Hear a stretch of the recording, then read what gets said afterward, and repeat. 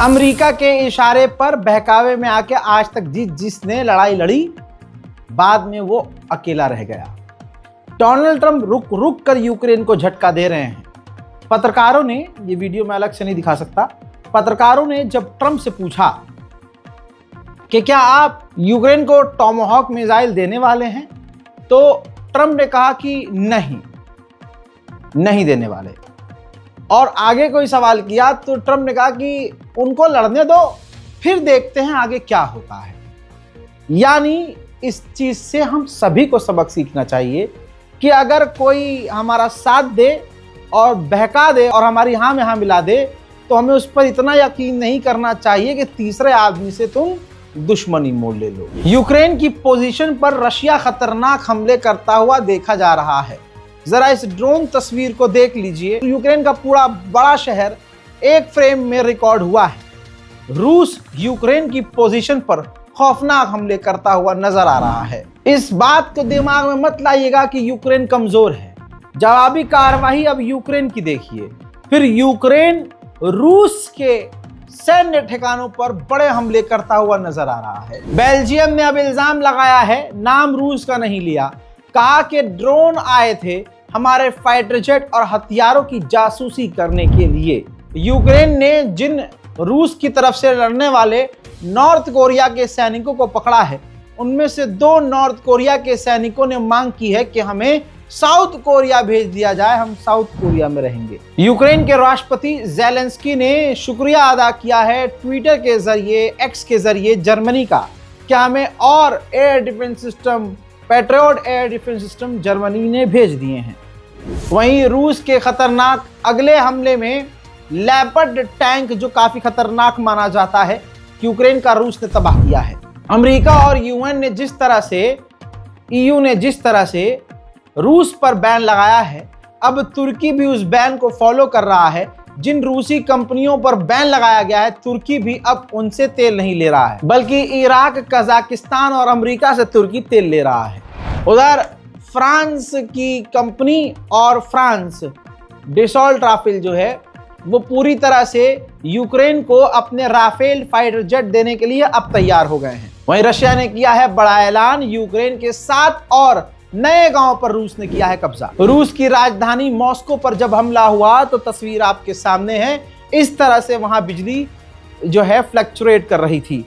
ये अभी तक नहीं पता कि यूक्रेन के हैकरों ने यह काम किया है या हमला इस तरह से था कि रूस की राजधानी मॉस्को की बिजली कुछ इस तरह से फ्लक्चुएट हो रही थी। अब ये तस्वीर देखिए, यूक्रेन का ऐसा ब्रिज जो 2 शहरों को जोड़ता है, रूस ने उस पूरे ब्रिज को ही उड़ा दिया है। अमेरिका ने नेटो को भी झटका दिया है। नेटो के कई देशों से अमेरिका अपनी फौज को वापस बुलाएगा। वहीं रशिया के एक और तस्वीर देखिए, रशिया के एक और पावर प्लांट पर हमला यूक्रेन ने किया है। यूक्रेन ने लगाया है चीन पर भी इल्जाम, कहा है कि चाइना चुपके से रूस को ड्रोन्स के इंजन प्रोवाइड कर रहा है। उधर एक तस्वीर लाइव रिकॉर्ड हुई है, रूस का ईरानियन शायद 136 ड्रोन यूक्रेन के इलाके में फटता हुआ नजर आ रहा है। रात होते ही जब रूस ने यूक्रेन के बड़े शहरों पर हमले किए तो पूरा शहर ब्लैक आउट हो गया, कुछ इस तरह से।